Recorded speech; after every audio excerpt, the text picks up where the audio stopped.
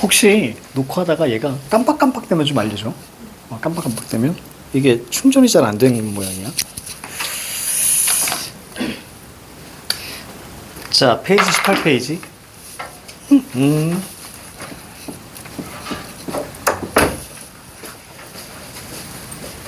자, 페이지 18페이지입니다. 그래서 우리는 21번. 페이지 18페이지, 자, 21번. 자, 요거 할 거예요. 지난 시간까지 배웠던 걸 좀 몇 가지 좀 보도록 할게요. 가장 중요한 게 바로 뭐냐면, 어머나, 이게 왜 안 나와?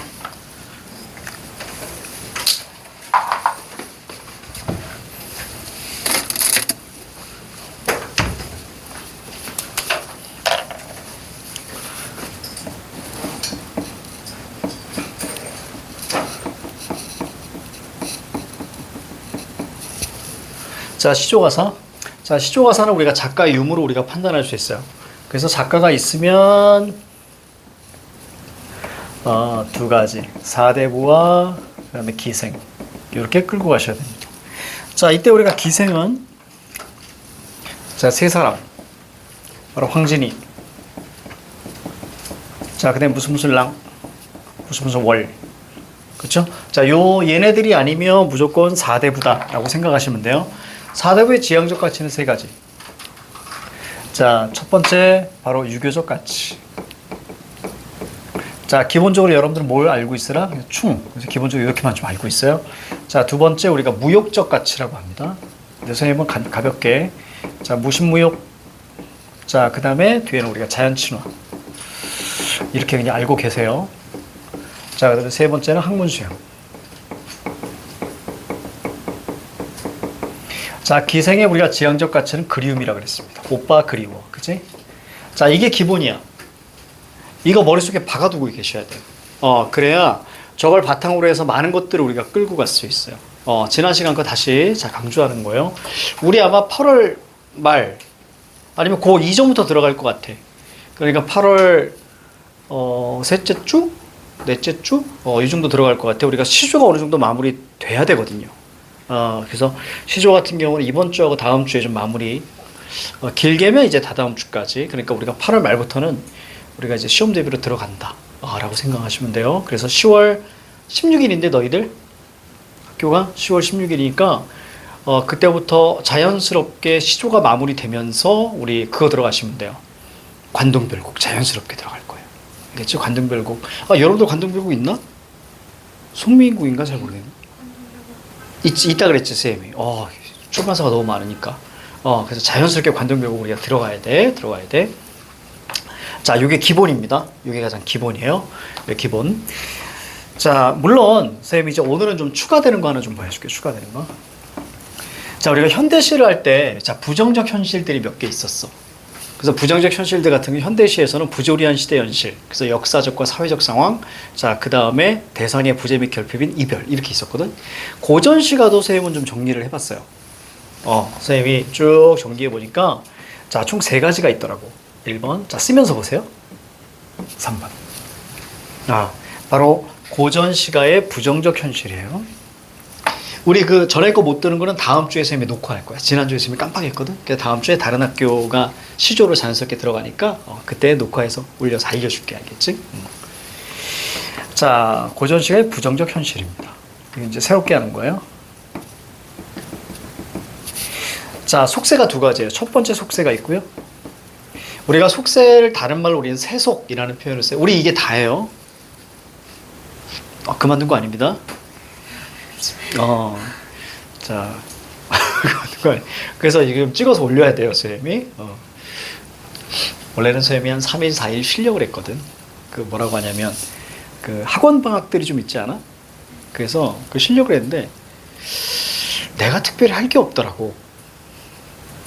내가 특별히, 원래 선생님이 여름에는 바짝 엎드려 있어요. 그래서 선생님이 더위를 너무 많이 타요, 선생님이. 그래서 그나마 지금 편하게 반팔하고 반바지 입고 있으니까 선생님이 그나마 좀 난 거죠. 다른 데 출강하면서 선생님이 양복 입는단 말이에요. 그리고 슬리퍼도 안 신어요. 구두 신고 있고, 그 다음에 양복에 넥타이까지 딱 하거든요. 그러니까 얼마나 덥겠니. 환장하지, 환장하지. 그러니까 땀을 줄줄줄줄줄줄. 그래서 막 옷을 몇 개씩 막 들고 다녀요, 세모는. 땀이 많아서. 그래서 여름에는 아무 데도 안 갑니다. 그래서 여름에 보통 바다 많이 가잖아요. 절대 안 가요. 절대 가지 않습니다. 가지 않고 겨울에 가요.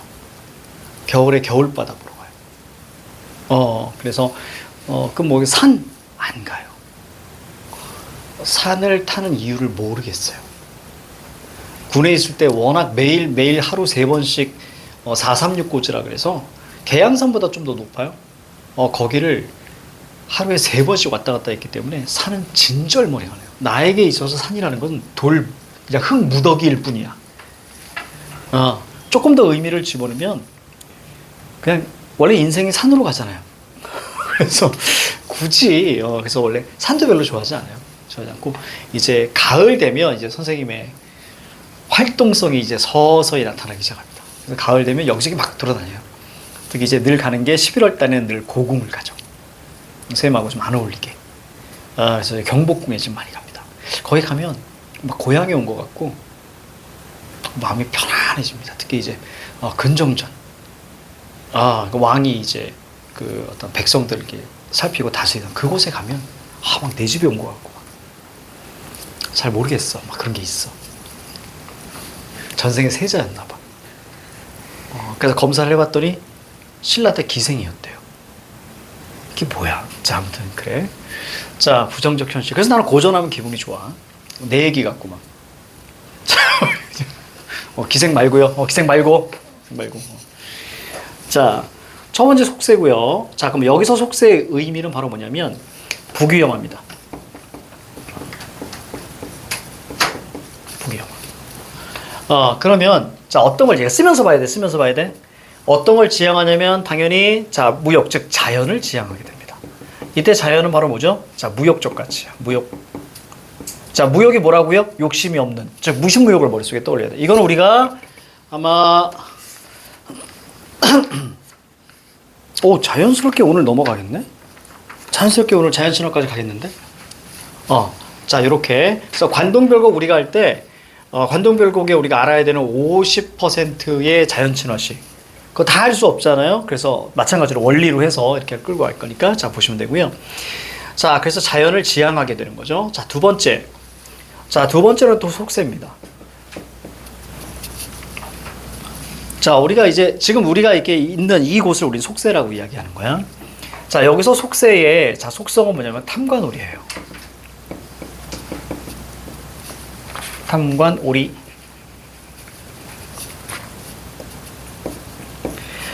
탐관오리가 무슨 뜻이냐면 쉽게 말하면 양반 같지 않은 양반이란 말이에요. 그래서 우리가 이렇게 하면 관리 이렇게 보시면 되겠죠? 관리. 근데 어떤 관리? 탐욕이 있고 더러운 관리 이렇게 이해하시면 돼요. 그치? 그 부정적인 관리야. 자, 그럼 얘네들에 대해서 어떤 태도를 취하냐면, 자, 얘네들에 대해서 바로 비판. 자, 그 다음 풍자. 자, 자세한 것은 요거 관련된 시를 할 때 할 거예요. 자, 이런 태도를 합니다. 자, 그 다음에 세 번째. 자, 세 번째는 이별이에요. 이별. 부정적 현실이죠. 그럼 뭐에 대한 이별이냐? 우리가 지난 시간에 나라에 대한 이별을 배웠죠. 그치? 고려 왕족. 기억나지? 그래서 주제가 뭐라고? 맥수지탄이었던 거 기억나? 그치? 자, 나라와 이별하고요. 임금과 이별하고요. 자, 부모하고도 이별하겠죠. 그러니까 우리가 나라, 임금, 부모 전부 다 뭐야? 충, 그 다음에 효 이렇게 되는 거야. 그치? 자, 그 다음에 연인과도 이별합니다. 그러니까 대표적으로 이제 기생. 됐죠? 자, 요런 게 있을 때 또 만약에 또 이제 뭐 고향 이런 것도 있고요. 자, 이렇게 되면 이거는 이제 그리움으로 가는 거죠. 됐죠? 이게 바로 이제 고전 시가에 나타나는 자, 부정적 현실이다라고 우리가 보시면 돼요. 자, 하나 더 보면 바로 인생이 나올 수 있습니다. 인생. 특히 인생에 대한 얘기는요, 보통 작가가 없을 경우에요. 그러니까 우리가 백성들 같은 경우는 야, 백성들이 뭐 임금? 아예 안 그래. 쌤이 아마 이런 얘기 했을 거예요. 조선 같은 경우는 유교적이라고 하지만 사실 그들이 진짜 믿는 거, 그들이 진짜 지향하는 건 유교적인 것들을 지향한다기보단 그들은 도교를 지향한다 그랬지. 그래서 자연에서 신선이 되는 걸 원하는 거예요. 이해가죠? 신선이 된다는 건 죽은 다음에 영원히 사는 거예요. 다시 하늘나라로 올라가는 거야. 백성들 같은 경우 어땠겠어? 백성들은 무조건 불교입니다. 백성들은 무조건 불교야. 왜? 삶이 그만큼 힘드니까. 왜? 윤회 사상을 믿었단 말이에요. 죽은 다음에 조금 더 괜찮은 걸로 다시 태어나고 싶은 거야. 다시 태어난다는 얘기는 그만큼 삶이 힘들었다는 얘기야. 그치? 자, 그래서 인생이죠. 자, 인생 자체가 힘들어요. 그러니까 얘의 지향적 가치라기보다 얘의 태도는 한탄이에요. 인생에 대한 한탄. 나중에 사설 시조 파트에서 자, 우리가 보도록 할 거예요. 자, 그 다음에 그럼 이제 21. 자, 이거 한번 해볼게요. 자, 21. 지난 시간에 했던 걸 좀 복습해야겠구나. 21번 하려면. 자, 21번 우리가 안 했지. 그치, 안 했지, 21번. 요거 한번 할게요. 자, 우선 보면, 자, 화자가 있고요. 지난 시간에 했던 겁니다. 자, 화자가 있고요. 자, 여기에 우리가 대상이 있는데, 자, 님이라는 얘기가 나와요. 님 혹은 임 이렇게 표현해요. 자, 그런데 이 화자가 바로 사대부예요. 그러니까 고전시가 같은 경우는 얘들아, 현대시 같은 경우는 화자하고 작가하고 그냥 유사하다. 하지만 다른 경우도 많아요. 왜냐면 내가 어린이가 되어서 시를 쓸 수도 있으니까. 그치? 근데 고전시가 같은 경우는 작가와 시 속에서 말하는 화자 거의 같다고 생각하시면 돼요. 자, 그러면 사대부 작가가 썼어요. 그러면 님이라는 단어가 나오는 순간, 자, 어떤 상황이라고 그랬죠, 쌤이? 이별 상황이라고 그랬어. 맞죠? 그 선생님도 늘 쓰는 시들이 보통 이별 시예요. 그래서 선생님이 이제 얘기했나? 지난 시간에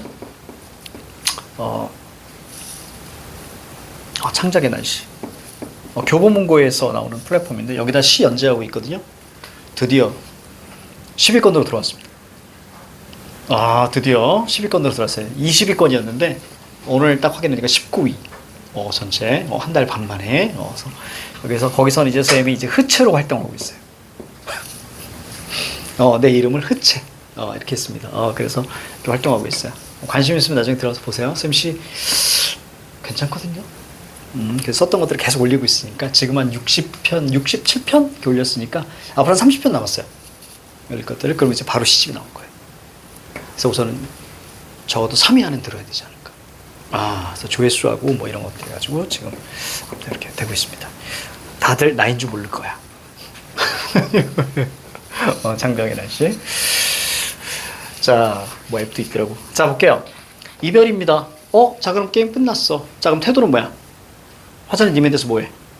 그렇지. 그렇게 나와줘야지. 그리움. 이렇게 보일 거예요. 됐습니까? 그리움이죠. 자, 그럼 이 님은 어떤 님? 그렇지. 충이라고 했으니까. 그렇지. 임금이에요. 그럼 화자 위치는 어떻게 됐습니까? 여기는 이곳은 어디야? 한양이지. 이곳은 한양. 한양 혹은 한성. 자, 화자가 있는 곳은 어떻게 되는 거예요, 그러면? 유배지가 되는 거죠. 왜? 사대부들은 늘 임금 옆에 있어야 되는 거니까. 그치? 임금 옆에 있다는 건 지금의 한양에 있어야 되는 거예요. 근데 우리가 헤어졌다는 얘기는, 자, 화자는 임금에서 멀리 떨어졌으니까 당연히 유배지에 있는 겁니다. 여기까지 여러분 이해가죠? 자, 그러면, 자, 이 양반의 정서는 어떻게 될까? 상황이 안 좋으니까 당연히 마음도 안 좋겠죠. 마이너스 정서들이 나올 거예요. 그래서 이 정서를 직접적으로 표현하기도 하지만 자연물을 통해서 표현하기도 합니다. 대표적인 게 물과 새라 그랬지. 자, 그래서 이 정서를 표현할 때 보통 간접적으로도 많이 표현하는데, 자, 세 가지 방식. 첫 번째는 우리가 투영을 하죠.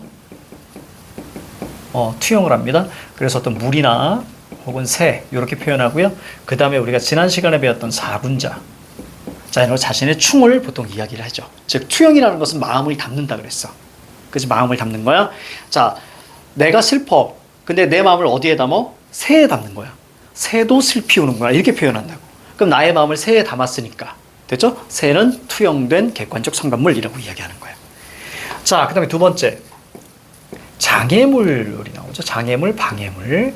그래서 보통 이제 물, 자, 마찬가지로 뭐 산, 고개.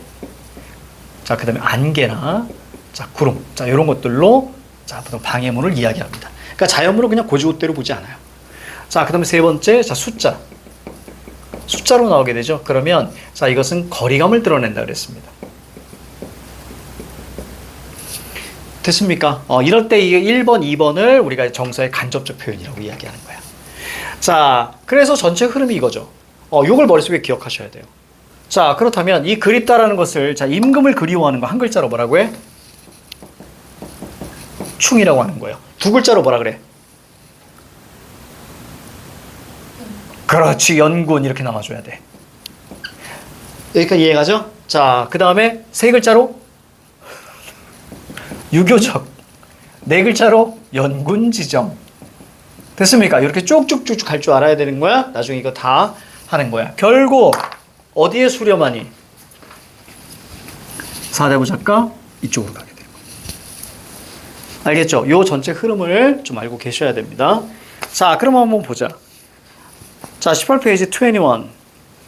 자, 거기 작자 누구예요? 원래 시조는 제목이 없습니다. 제목이 있다는 것은 후대 사람이 지은 제목이에요. 자, 거기 우리가 18페이지 21번 보니까 작가 있습니다.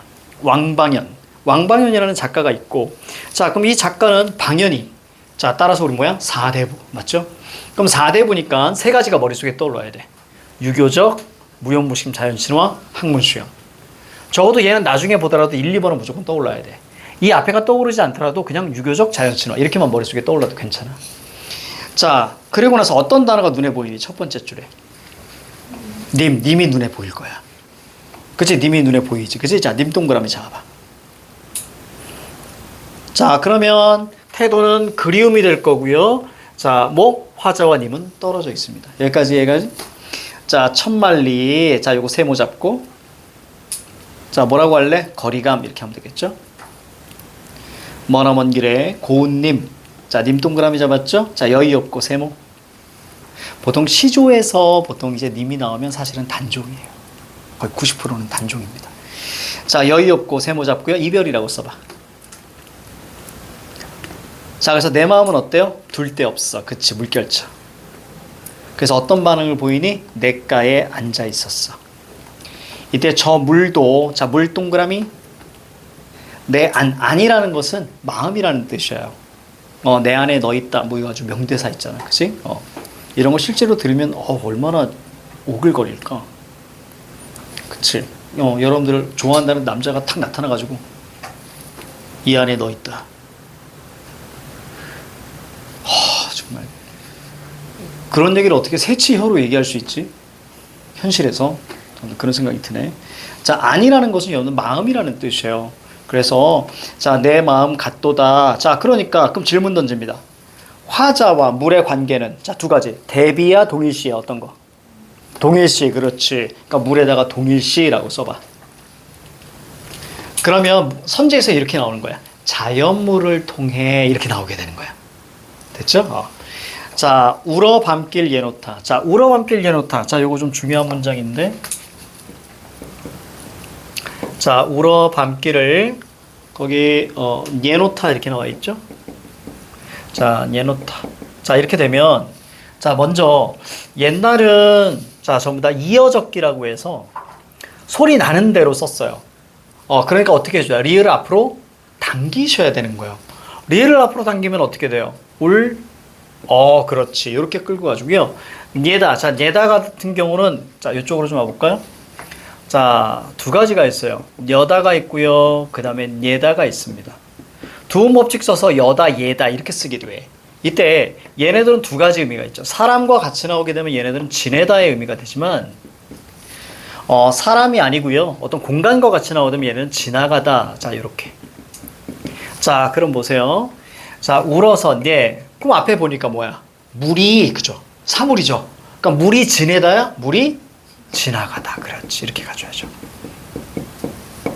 됐습니까? 자, 그래서 물이 자, 울면서 지나가는구나. 이렇게 얘기합니다. 그럼 주제는 뭐예요? 유교적 충. 이렇게 보시면 되는 거예요. 됐지? 뭐 이런 얘기가 있어요. 야사에는 왕방현이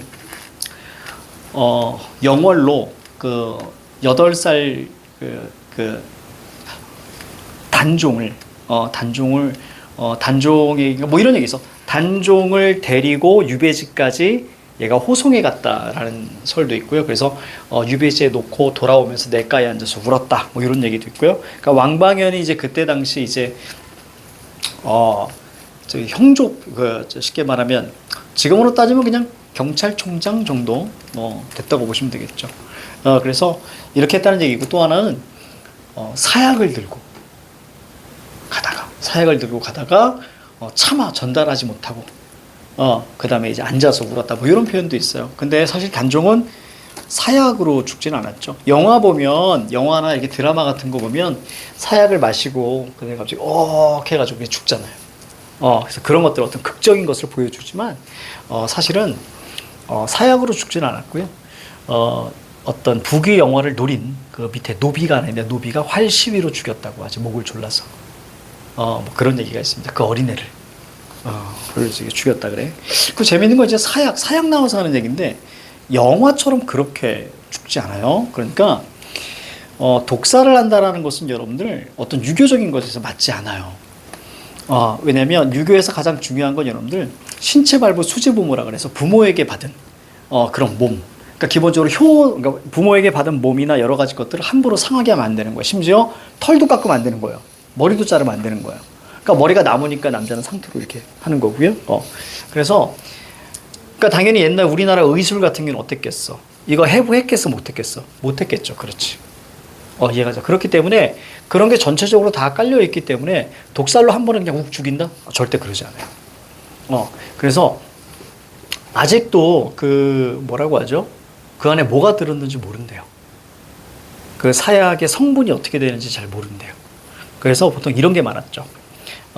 이제 많은 사람들이 이제 연구해서 그 연구된 걸 선생님이 읽어보니, 사약을 마시잖아요. 그러면 열을 오르게 하는 거예요. 그럼 미리 사약을 이제 마시게 할 때 안에 이제 그 방 있잖아요. 그 방에다가 군불을 엄청 떼어요. 그러면 온도가 막 50도, 60도까지 올라간대요, 온도래.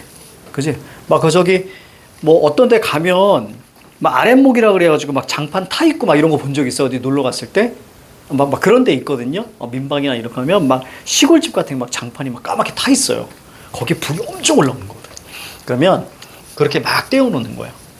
그래서 이걸 마시고 눕게 만드는 거예요. 그럼 그 열로써 천천히, 쉽게 말하면 목마름으로 죽는 거라 그러더라고요. 이렇게 갈증이 나서. 그래서 보통 많게는 8시간. 그러니까 어떤 사람들 같은 경우는 사약을 한 잔 마시고 2잔 마시고 3잔까지도 마시는 사람이 있대요. 안 죽으니까. 그럼 하루 종일 걸리는 거예요. 그래서 누워있는데 그냥 덥기만 하고 막. 그래서 나중에는 조선 후기 때는 사약을 마시는 건 하나의 어떤 형식. 그래서 도수부가 같이 가요. 도수부라는 사람은 어떤 사람이냐면 도끼를 들고 가요. 도끼나 아니면 나중에는 이제 또 바뀌죠. 큰 칼로. 그래서 얘가 사약을 마시고 목을 늘어뜨리면 이렇게 탕! 목을 치는 거예요. 왜냐면 시간은 금이니까. 그래서 그런 식으로 많이 했대. 배부를 것 같아. 자, 갑니다. 자, 22. 자, 가노라 삼각사나 별표. 가노라 삼각사나 별표. 그래서 선생님도 물 마실 때 가끔 이제 밥그릇에다 이렇게 마시잖아? 그럼 막 친숙하고 막. 나 충신이었나 봐. 친숙하고. 노비는 아니었겠지. 자, 가노라 삼각산. 이거 별표 쳐야 돼. 별표 3개 아주 중요해. 자, 왜냐면 거기 잠깐만 써 있나? 안 써 있네. 거기 제재 보세요. 제재. 척화파는 청나라 군대와 싸우자는 얘기예요. 그러니까 척화파로 심양이 그때 이제 청나라의 수도였단 말이에요. 지금 말로는 이제 시안이라고 이야기하는데, 자, 심양에 잡혀갔어요. 오른쪽에다 적으세요. 자, 오른쪽에다 뭐라고 적으시냐면 병자호란이라고 적으세요. 병자호란 이렇게 적고요. 이 시가 왜 중요한지 자, 설명해 드릴게요. 가자. 가노라 삼각사나 다시 보자 한강수야. 자, 대꾸 보이니? 모모라 모모야 모모라 모모야. 됐습니까? 이런 걸 대꾸라고 해. 라임이 맞춰지는 거. 이럴 때 삼각산 동그라미 치고요. 한강수 동그라미 쳐. 네, 표현법은 중요하지 않아. 지금 하는 건. 자, 삼각산은요, 지금의 북한산을 얘기합니다. 거기다 쓰세요. 북한산. 자, 그 다음에 한강수라는 딱 그냥 보이죠. 지금의 한강이 눈에 보이는 거죠. 자, 그렇다면 거기 보니까 얘는 지금 청나라의 이제 인질로 잡혀서 떠나갈 때 이 시를 썼어요. 그러면 삼각산이 이렇게 있고요. 그 다음에 여기 한강이 이렇게 있잖아요. 그러니까 이걸 둘러싸고 있는 여기가 바로 뭐야? 한양에 있는 궁궐이잖아. 맞죠? 그러니까 얘 잘 있어라고 이야기한다는 것은 바로 나라를 의미하는 거예요. 전체. 그래서 밑에 뭐라고 써 있어? 고국이라고 되어 있지. 고국이라는 것은 거기다가 우리가 조선이라고 쓰시면 되고요. 위에 있는 걸 그대로 받아들입니다. 산천이니까 무슨 산? 삼각산인 거예요. 그러니까 시조는 글자 수가 정해져 있기 때문에 많이 생략을 한단 말이에요. 그래서 가지고 와야 돼요. 자, 천은 물이에요. 물과 관련된 천이에요. 그러니까 위에 있는 한강일 거예요. 자, 그러니까 고국 산천이라는 건 그냥 전체 묶어서 조선을 이런 얘기겠죠. 조선을 떠나고자 하랴마는, 그렇지, 이별하게 되는 겁니다. 시절이 하하하. 자, 필수어휘. 자, 하다 이렇게 하게 되면, 자, 이 녀석은 많다라는 의미예요. 예전에 우리가 청산별곡 할 때도 우리가 배웠어요. 그래서 널라와 시름 한 나도 자군이로 운이노라. 너보다 근심 걱정이 많은 한 나도 많다라는 의미입니다. 자, 그래서 많이 수상하니 올똥말똥 하여라 라고 해서 주제에 뭐라고 되어 있습니까? 나라를 떠나는 슬픔, 이렇게 되는 거예요. 여기까지 이해가죠? 그럼 나라를 떠나는 슬픔에 자기만 생각하는 게 아니죠. 자, 나라를 걱정할 거예요. 맞죠? 그래서 오른쪽에다 이렇게 쓰셔야죠. 나라를 걱정하는 마음. 우국. 그렇지. 좋았어. 우국. 아주 잘했어. 자, 23번에 자, 견회요 한번 보도록 할게요. 앞으로 우리 윤선도 많이 보게 될 거예요. 정철 못지않습니다. 여러분들이 앞으로 정말 짜증나는 인물 셋을 보게 될 거예요. 바로 정철, 관동별곡, 그럼 정철, 관동별곡, 송매인곡, 삼위인곡, 성산별곡, 이거 다 보셔야 돼요. 그 다음에 이제 여러분들이 힘들게 만드는 게 바로 이 녀석입니다. 윤선도. 이해가죠? 그래서 이런 사람들이 나중에 여러분들을 많이 힘들게 할 거예요. 자, 12초 쉬세요. 지울 동안. 또 박일로도 여러분들 많이 힘들게 만들고. 그래도 늘 우리가 긍정적으로 생각을 하겠죠? 내가 옛날에 태어났으면 어땠을까? 엄청나게 써제꼈을 거예요. 그쵸? 엄청나게 써제꼈을 거야. 그치? 여러분들 너무 힘들었을 거야.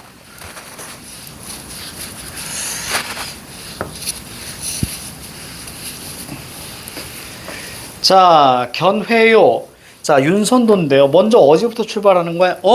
시조네, 여기서부터 출발하는 거야. 자, 시조는 원래 3장 6구, 딱 3줄짜리만 있어야 되는데, 어때? 연달아 있죠? 그래서 이런 걸 뭐라 그래? 연시조라고 하는 거예요. 연달아 있어서 연시조. 자, 윤선도 4대부입니다. 그럼 4대부의 지향적 가치 크게 2개. 유교적 가치, 자연친화적 가치. 됐습니까? 이 2가지가 머릿속에 떠올라야 돼. 자, 견회요라고 있어요. 자, 제목입니다. 견회요. 자, 회포를 푸는 노래, 이런 뜻이야.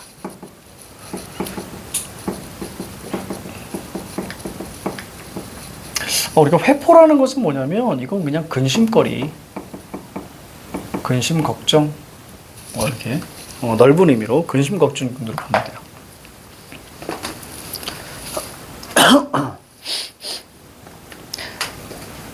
자, 거기 보시면 두 번째 연 잠깐만 봐봐. 두 번째 연에 어떤 단어가 눈에 딱 들어와야 돼? 님이라는 단어가 눈에 들어와야 돼. 그래서 화자의 위치는 유배지입니다. 알겠지? 그러니까 님에 대한 그리움이 기본적으로 깔려있다라고 보시면 돼요. 자, 시작합니다. 슬프나 즐거우나 옳다나 외다나. 외다라는 것은 잘못되었다, 그르다, 이런 뜻이에요. 우리는 보통 이런 표현을 많이 씁니다. 그르다.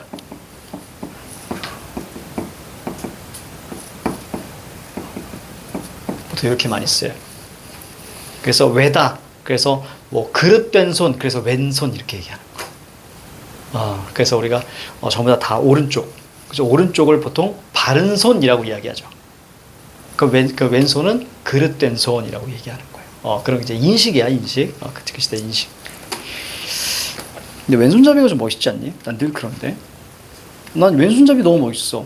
유니크하잖아. 난 개인적으로 유니크한 걸 좋아하거든요. 그래서 선생님은 왼손으로 막 해봤는데 안 되더라고. 양손은 뭔가 그냥 이상해요. 양손잡. 왜냐면 내 친구가 양손잡이여가지고 도시락을 먹는데 이렇게 먹는 걸 봤거든요. 그 되게 이상했어요.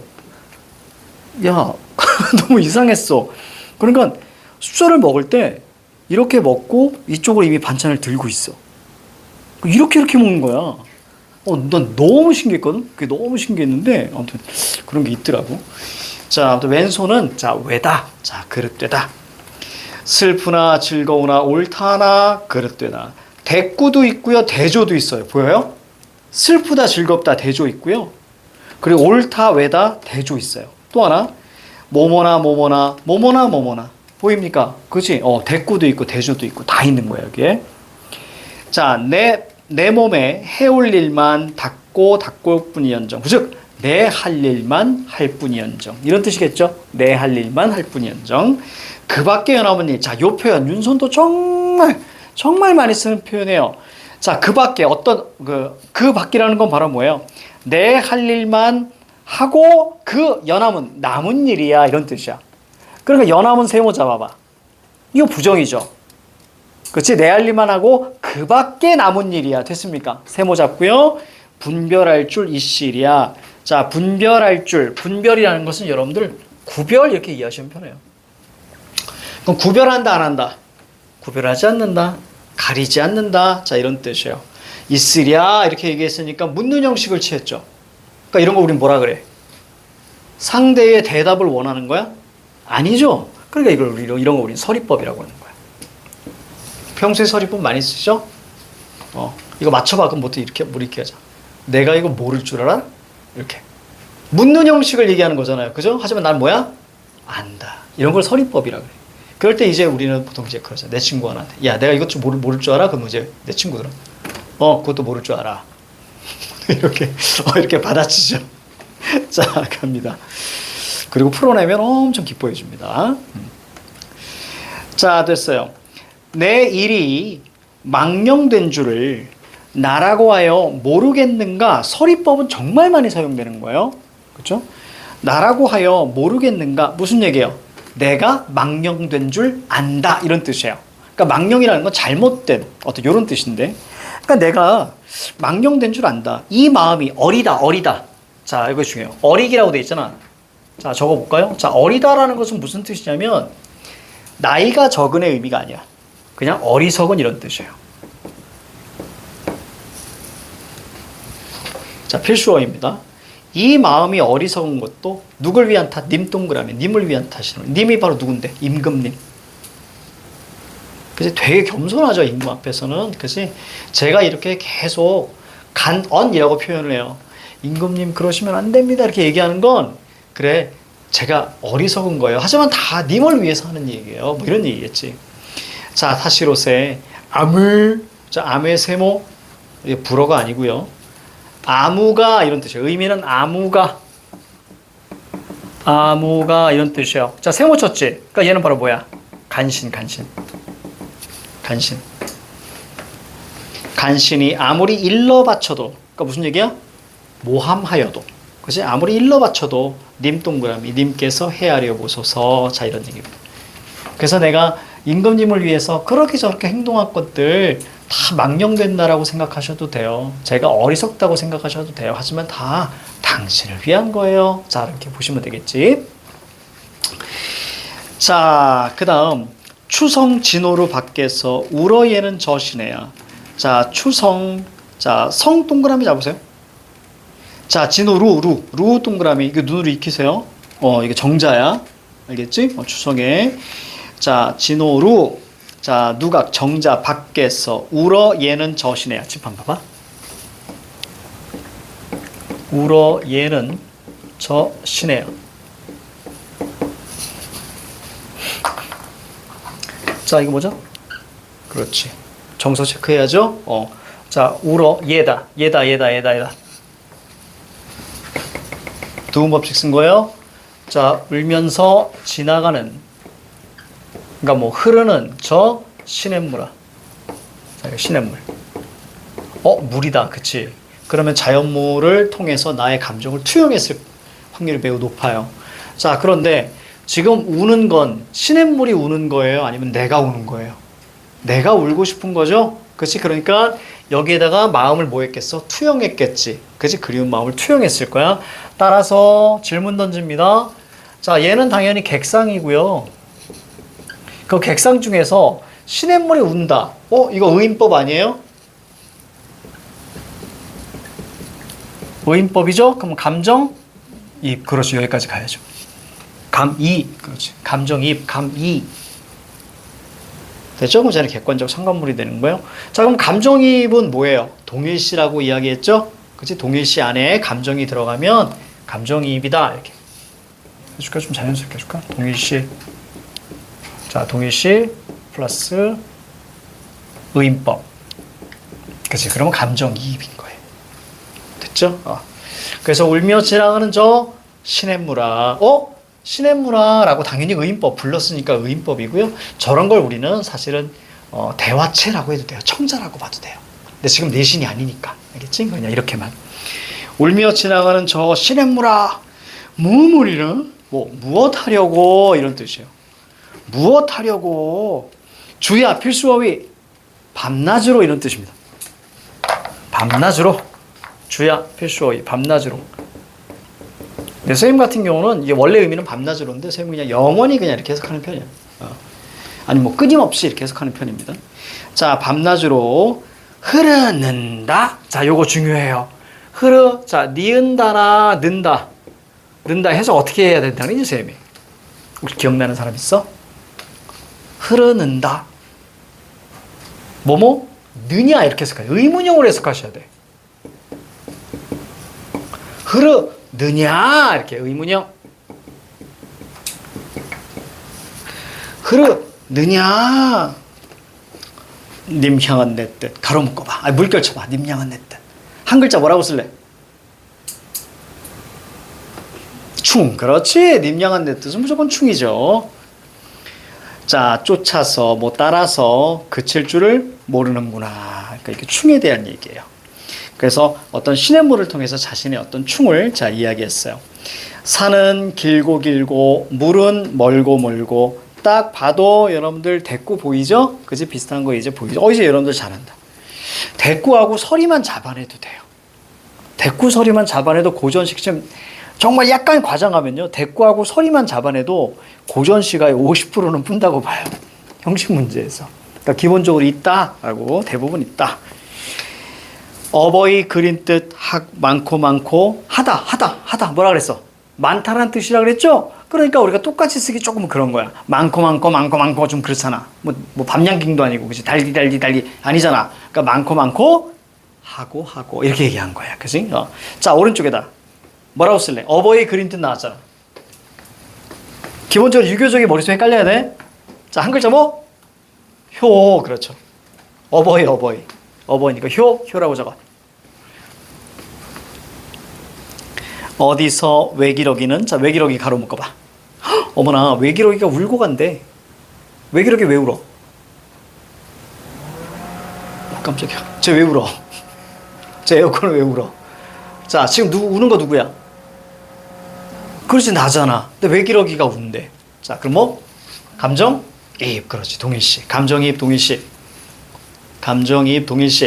따라서 외기러기는 감정이입된 객관적 상관물이라고 하는 거예요.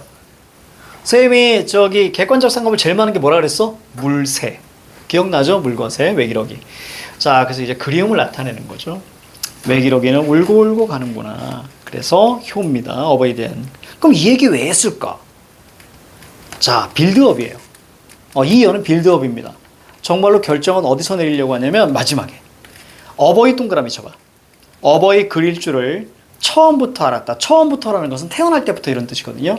오른쪽에다 효라고 써볼래? 효. 임금 동그라미.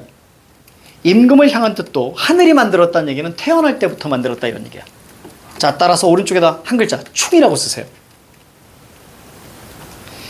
진실로 임금을 잊으면 밑에다 뭐라고 쓸래? 불충.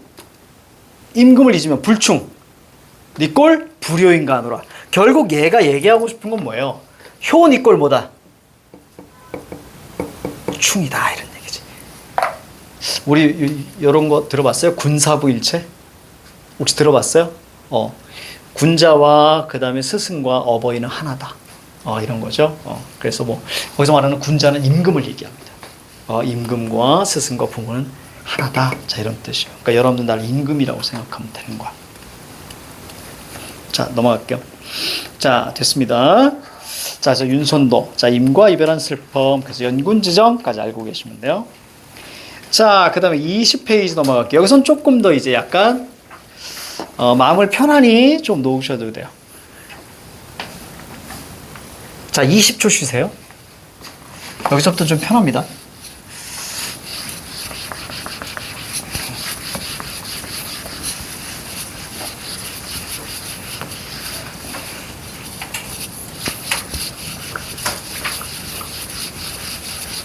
갑자기 자연 친화로 들어가면 여러분들 빡빡할 것 같아서 중간에 살짝 넣어놨어요.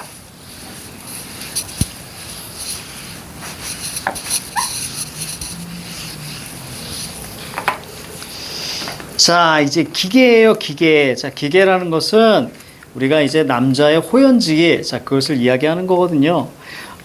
그래서 보통 어떤 얘기 많이 나오면요. 자, 요런 원리 보시면 돼요. 자, 사대부. 자, 거기 작가들이 이렇게 있습니다. 그쵸? 거기 봐도 처음에 봐도 누구부터 시작해? 이순신. 자, 여기부터 출발하죠? 자, 그래서 장군이 나옵니다. 옛날에 문과가 짱이었습니다. 그래서 문과는 정일품. 최고 올라갈 수 있는 게 정일품. 그러면 이제 무과. 무과는 그냥 지금으로 따지면 예체능 혹은 이과 이렇게 생각하시면 되죠. 그건 종이라고 합니다. 정보다는 조금 낮은. 최고 올라갈 수 있는 게 이제 종일품인데. 자, 장군이 나와요. 자, 그리고 나서 어떤 칼. 가볍게 이게 칼이나 검. 그 다음에 이제 말. 이걸 이제 한자로 이제 마. 그 다음에 이제 위국. 나라를 위한다. 보통 이런 뜻이에요. 그 다음에 뭐 일편단심.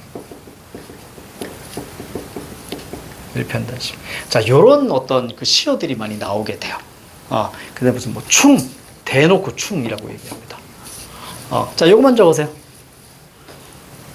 주제는 뭐예요? 충이에요. 이해가죠? 장군의 기계, 충 이렇게만 끌고 가시면 됩니다. 결국 대부분의 주제는요, 난 좀 센 듯, 뭐 이거예요. 대부분 주제들이. 근데 이 힘은 바로 이제 누구를 위한 거예요? 나라와 임금을 위한 거죠. 이순신. 이순신은 정말로 진짜 듣보잡이었거든요. 그러니까 나는 이런 생각이 들어요. 조선을 전체로 이렇게 통틀어서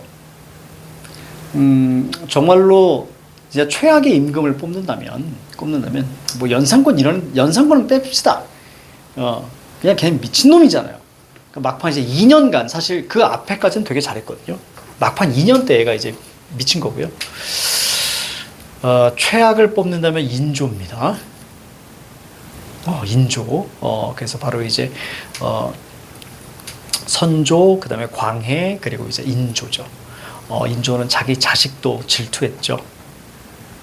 그래서 이제 소현세자를 독살했다라는 많은 그 학자들이, 그러니까 정확한 증거는 없지만 그렇게 보고 있어요. 자기 아들까지도 독살했다는. 자, 그래서 인조는 정말 최악의 임금이고요. 그 다음을 보통 이제 선조라고 이야기하는데, 근데 이 선조는 만약 임진왜란이 아니었으면 선조는 대왕이 됐을 수도 있을 것 같아요. 대왕 칭호까지. 선조는. 근데 임진왜란이 얘를 나락으로 내몰았어요. 임진왜란이 딱 터지면서 얘가 도망갔잖아요. 저기 의주까지 도망가요. 그래서 난 죽어도 명나라에서 죽을 거야. 그래서 도망가는데 명나라에서 오지 마.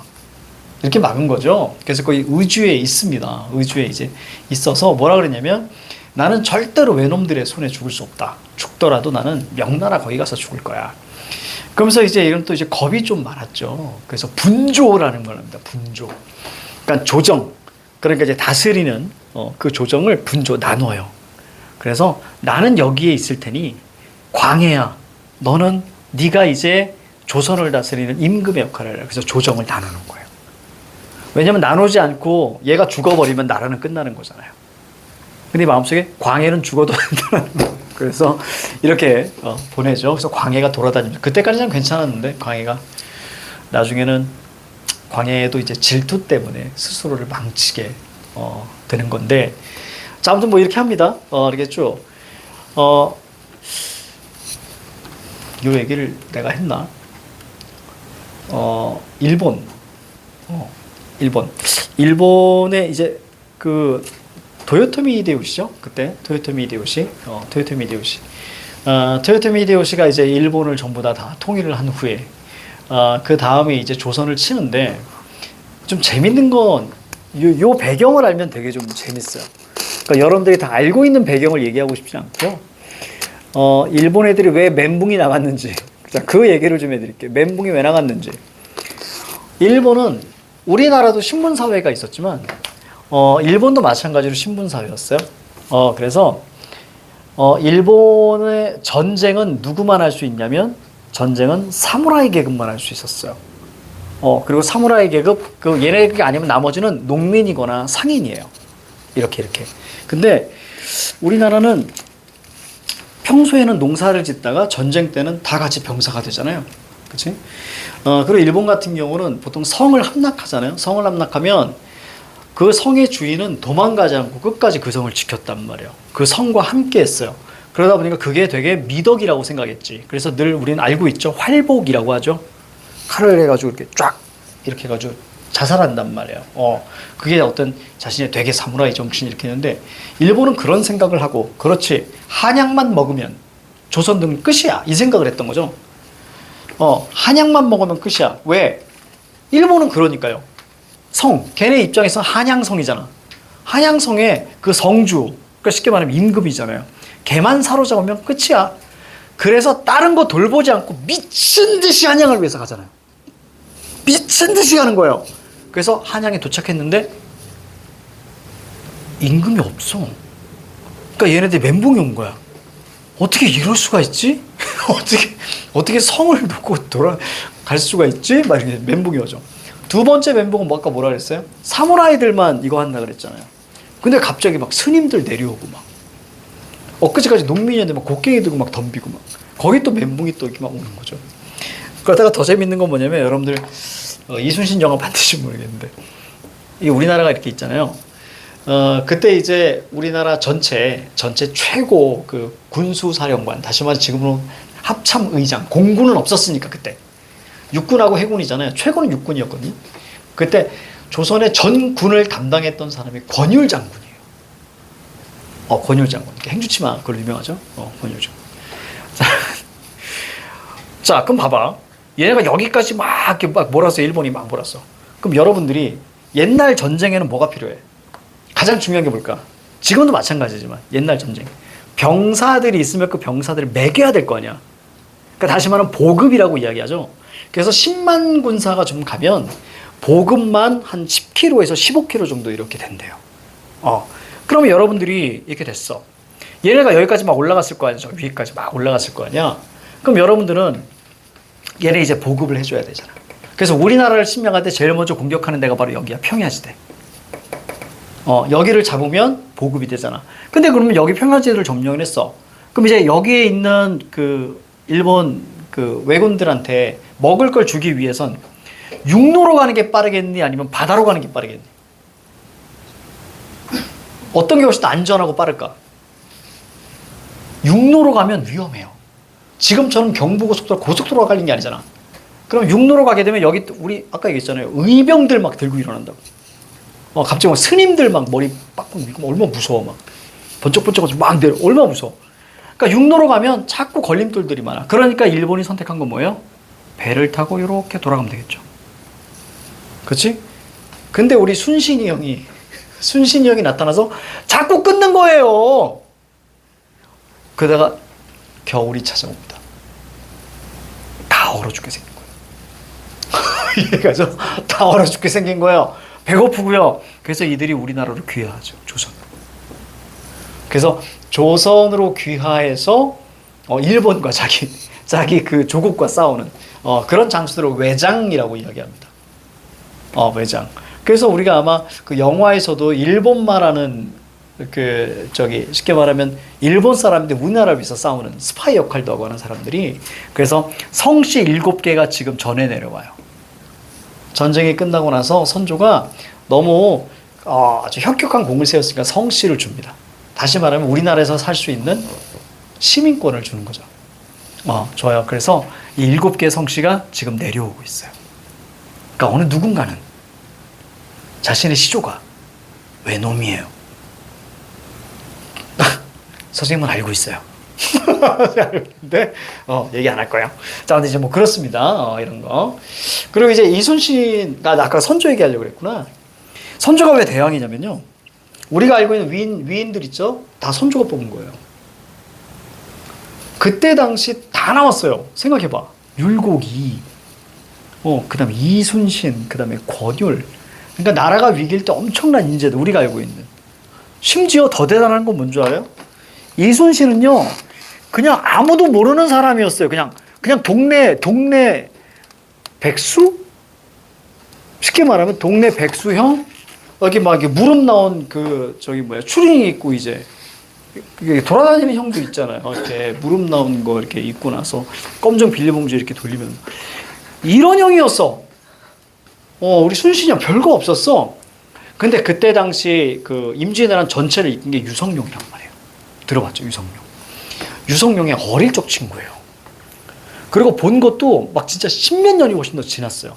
근데 얘가 누굴 떠올리는 거야? 이순신을 떠올린 거예요. 이순신이 옛날에 대단했다. 그래서 어떻게 하냐면 선조한테 유성룡이 천거를 해요. 제 어릴 적 친구 이순신이라고 있는데요. 얘한테 전라도를 맡겨보죠. 얘기하는 거야. 이 아래 좀 맡겨보죠. 선조가 대단하지. 그럼 그래. 이런 적이 없었어. 이렇게 아무것도 없는 애를 말이죠. 그러니까 쉽게 말하면 지방 사또라고 생각하시면 돼요. 지방 사또. 그러니까 그때 당시 보면은 이순신은 그 정도. 아무도 모르는. 근데 지방 공무원을 여기를 다 맡으라고 던져준 거예요. 선조도 대단하지. 그러니까 만일 임진왜란이 터지지 않았으면 선조는 아마 진짜 대왕급의 반열에 오르지 않았을까. 그때 굉장히 많은 인재들이 나와서 어떤 학문이나 문화는 엄청나게 꼽혔거든요. 그러니까 임진왜란 때문에 얘 바닥이 보인 것뿐이에요. 우리 선조 오빠, 우리 선조 형. 난 외놈에 죽으면 안 되잖아. 난 외놈에 죽으면 안 되니까 네가 죽어. 그래서 분조. 이렇게 광해가 결국은 다니면서 멋지게 해내죠. 자, 아무튼 그렇습니다. 자, 우리 이순신 한번 보자. 10년을 가온. 우리 또 가온이가 돼요. 여기서 가온은 갈다 이런 뜻이에요. 칼을 갈다. 10년을 갈아온 칼. 칼이라는 단어가 눈에 들어와야 돼요. 첫 번째 사대부. 이순신 장군이죠. 그리고 칼이 눈에 보일 거예요. 10년을 갈아온 칼이. 자, 갑이니까 뭐겠어요? 칼집이죠. 칼집에서 우는구나 물결.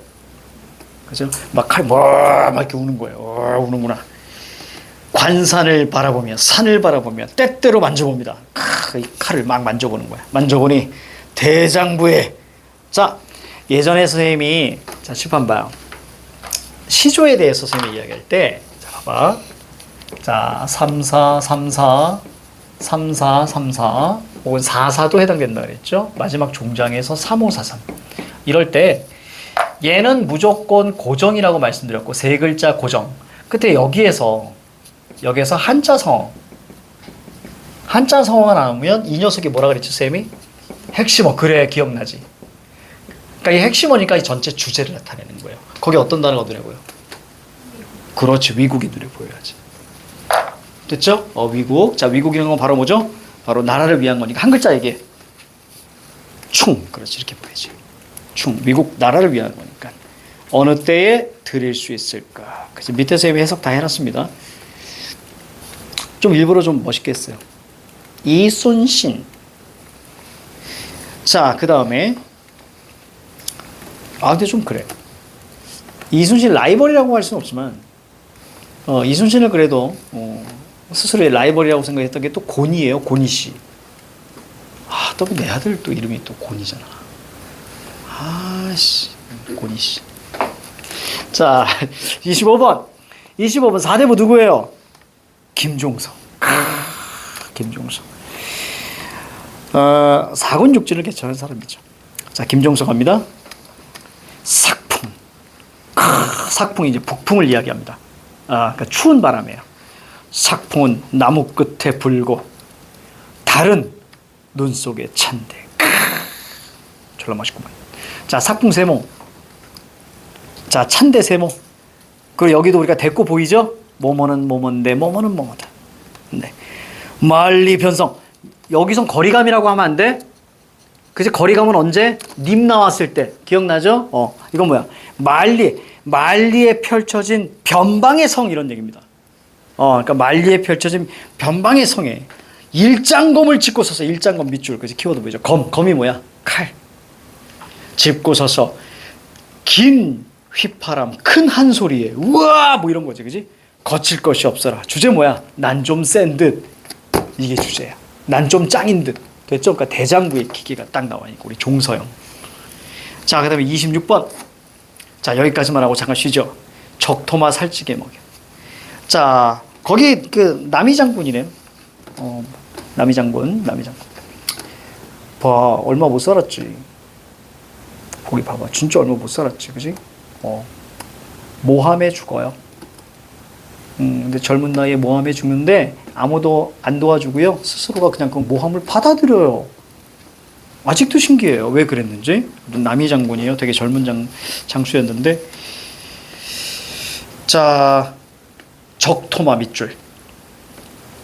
자, 밑에 용천검 밑줄. 그 다음에 대장부의 입신양명 동그라미. 갑니다. 적토마 살찌게 먹여서 두만강에 씻겨내고. 이 적토마는 누가 탄 건지 알아요, 혹시? 그러니까 얘 말이 적토마가 아니에요. 붉은 흑 색깔의 말. 그래서 적토마인데, 이거 원래 삼국지에서 여포가 탔던, 그러니까 서기 한 200년경, 그 이전, 서기 100몇 년경, 그때 탔던 전설적인 말이에요. 근데 그 여포가 탔던 말을 나중에는 관우라는 사람이, 조조에게 선물을 받죠. 적토마 살찌게 먹여서 두만강에 씻겨두고, 용천검, 그냥 중국의 전설적인 검입니다. 용천검 잘 드는 칼을 선뜻 빼어서 둘러매고 대장부의 입신양명을 시험할 거나. 얘를 싫어하는 반대파에서 이 시를 보고 이렇게 얘기한 거야. 아무래도 역모를 꾀하는 것 같습니다. 이해가지, 그지? 두만강에서 칼 빼고 대장부 입신양명, 이거 역모 아니겠습니까? 그럼 항변해야 될 거 아니야. 아니야. 그런데 가만히 있습니다. 그 죽어요. 너무 끔찍하지. 끔찍하지. 자, 주제는 뭐예요? 대장부의 기계. 내 세요 밑에 충, 이렇게까지 했습니다. 자, 잠깐 쉴게요.